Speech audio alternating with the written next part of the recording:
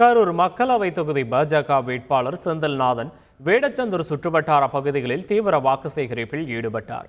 நாகம்பட்டி, புதுக்கோட்டை, குட்டம், காசிபாளையம், மாரம்பாடி உள்ளிட்ட பகுதிகளில் அவர் வாக்கு சேகரித்தார். செந்தில்நாதனை ஆதரித்து திண்டுக்கல் மாவட்ட பாஜக தலைவர் கனகராஜ் பிரச்சாரம் மேற்கொண்டார். அப்போது பெண்கள் ஆரத்தி எடுத்து வரவேற்பளித்தனர். மாரம்பாடியில் வாக்கு சேகரிக்க சென்ற வேட்பாளர் செந்தில்நாதனுக்கு திண்டுக்கல் மாவட்ட இளைஞரணி பொதுச் செயலாளர் தருமர் கிரேன் மூலம் 150 கிலோ ராட்சச மாலை அணிவித்து சிறப்பான வரவேற்பை அளித்தார்.